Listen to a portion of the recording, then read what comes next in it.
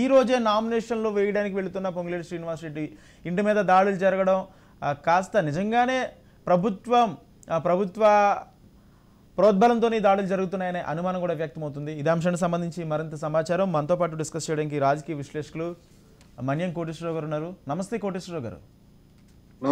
నమస్తే కోటేశ్వరరావు గారు.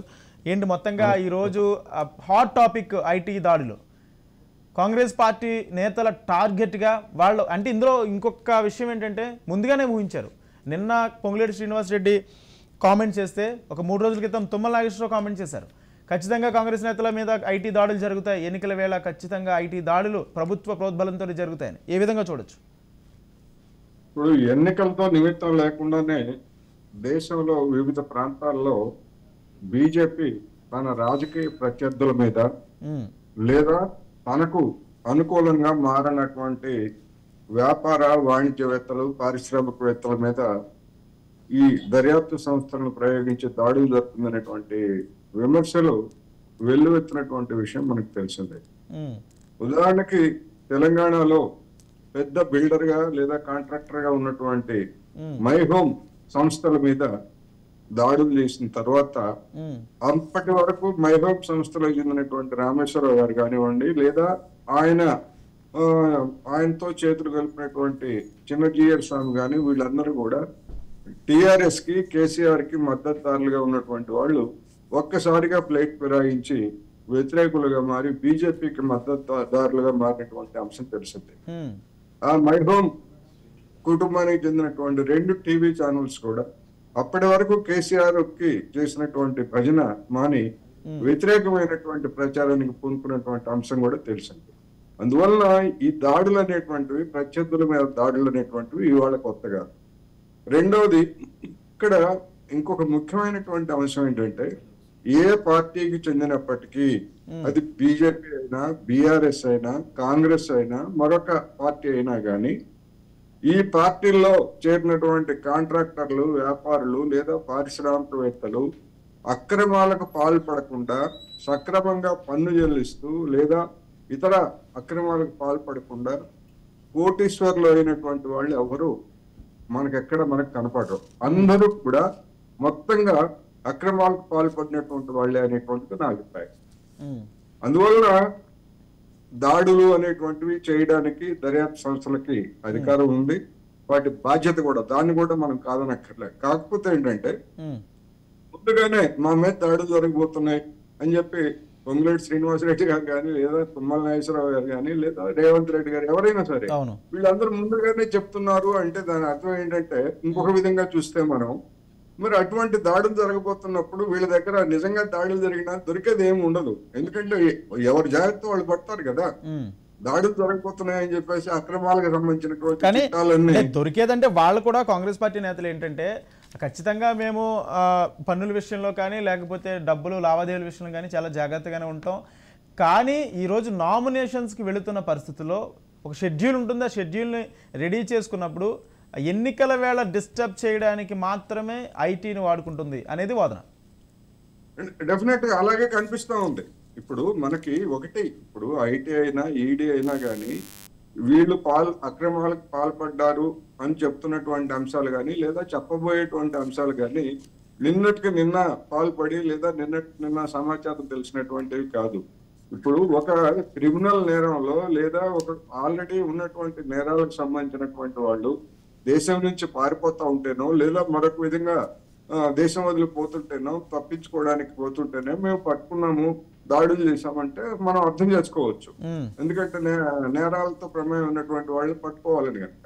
కానీ ఈ ఆర్థిక పరమైనటువంటి నేరాలకి కరెక్ట్ గా ఎన్నికల నామినేషన్లు వేయబోతున్నారు అనేటువంటిది అందరికీ తెలిసినటువంటి బహిరంగ రహస్యం.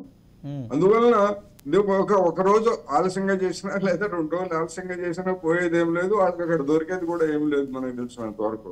ఎందుకంటే వాళ్ళందరూ కూడా జాగ్రత్త పడిపోతారు ముందుగానే, ఎలాంటి అనుమానము లేదు. డబ్బున్నటువంటి వాళ్ళందరూ కూడా చాలా తెలివిగా అనేక మంది వాళ్ళకి లూప్ హోల్స్ ఎట్లా ఉంటాయి, ఎట్లా తప్పించుకోవాలో మార్గాలు తెలిసినటువంటి వాళ్ళే. అందువల్ల ఇది ఒక రాజకీయ పరమైనటువంటి దాడి. రెండవది ఒక బెదిరింపు, ఆ శిబిరాన్ని భయపెట్టడం అనేటువంటిది దీనిలో ప్రధానంగా కనిపిస్తుంది. అందువల్ల దీనివల్ల జరిగేటువంటి ఉపయోగం ఏమిటి అంటే వాళ్ళకి సానుభూతిని కలిగించుకోవడానికి విక్టిమ్స్ గా వాళ్ళు ఫోజు పెట్టడానికి అవకాశం ఉంటుంది. రెండోది, దీని వెనకాల బీజేపీ లేదా బీఆర్ఎస్ ఉన్నాయి అనేటువంటి ఆరోపణలు చేస్తే వాళ్ళు వాటిని మాకేం సంబంధం లేదని చెప్పేసి నిరూపించుకునేటువంటి అవకాశం కూడా వాళ్ళకు ఉండదు. అందుకని వాళ్ళ ఇది రాజకీయ పరమైనటువంటి రంగు పులుపుకునేటువంటి అవకాశం కూడా ఉన్నది. అల్టిమేట్ గా ఎవరికి నష్టం అంటే ఆల్రెడీ బీజేపీ బీఆర్ఎస్ ఒకటే అనేటువంటి అభిప్రాయం ఎప్పటి నుంచో ఉంది కనుక ఈ దాడులు కూడా వాళ్ళ పని అనేటువంటి అభిప్రాయం జనంలో అది ఖరారైపోతుంది అనేది నా అభిప్రాయం. అంటే మరోపక్క ఇంకొక వాదన కూడా తెర మీదకి తీసుకొచ్చారు. బీజేపీ సపోర్ట్తోనే బీఆర్ఎస్ దాడులు చేపిస్తుంది, కేంద్రంలో బీజేపీ సపోర్ట్ తీసుకుని ఈ దాడులు చేయడానికి కూడా ప్రోత్సహిస్తుంది. ఇక్కడ బీజేపీ కంప్లీట్గా బీఆర్ఎస్ తెర వెనక మిత్రత్వం నడిపిస్తున్నారనేది కాంగ్రెస్ ఆరోపణ. దీనికి ప్రధానమైనటువంటి కారణం ఏంటంటే కేంద్రంలో ఉన్నటువంటి బీజేపీకి బీఆర్ఎస్ అధికారానికి వచ్చినా రాకపోయినా దానికి పెద్ద పోయేదేమీ లేదు. ఇక్కడ అధికారానికి కాంగ్రెస్ అధికారానికి వస్తే దీని ప్రభావం 2024లో జరిగేటువంటి లోక్సభ ఎన్నికల్లో దేశవ్యాప్తంగా పడుతుంది. ప్రధానమైనటువంటి ప్రత్యర్థిగా కాంగ్రెస్ ఉంది కనుక కాంగ్రెస్ ని అడ్డుకోవడం అనేటువంటిది ప్రధానమైనటువంటి అంశం. అందుకని అవసరమైతే బీజేపీ పార్టీని తెలంగాణలో ఫండంగా పెట్టి రాబోయే ఎన్నికల్లో బీఆర్ఎస్ కి ఓట్ షిఫ్ట్ చేసినా కూడా ఆశ్చర్యం లేదు. అందువల్ల ఇక్కడ వాళ్ళు ఏమైనా ఇబ్బంది లేదు. బీజేపీ గెలిచినా కాంగ్రెస్ కి బీఆర్ఎస్ గెలిచినా బీజేపీకి పోయేదేమి లేదు, లేకపోతే ఇంకోళ్ళు గెలిచినా పోయేదేమి లేదు. ఎందుకంటే రేపు ఒకవేళ మళ్ళీ అవసరం అయ్యేట్లయితే ఇదే బీఆర్ఎస్ ని కేంద్రంలో ఉన్నటువంటి ప్రభుత్వానికి మద్దతు తీసుకోవడానికి కూడా వాళ్ళు తెరవేస్తున్నారు. ఇటువంటి రాజకీయం ఆంధ్రప్రదేశ్ లో అది మరీ విచిత్రం. అక్కడ తెలుగుదేశం పార్టీ తోటి అదే రాజకీయం, జనసేనతో అదే రాజకీయం, అధికారంలో ఉన్నటువంటి వైసీపీ కూడా అంటే ఎవరు గెలిచినా గానీ మా దొడ్లో కట్టుబడి ఉండాల్సిందే అనేటువంటి బీజేపీ వ్యూహంలో భాగంగా ఇది జరుగుతున్నది అనేటువంటి అభిప్రాయం ఈ దాడులతోటి స్పష్టం అవుతాం. రైట్, థ్యాంక్ యూ కోటేశ్వరరావు గారు, థ్యాంక్ యూ అండి.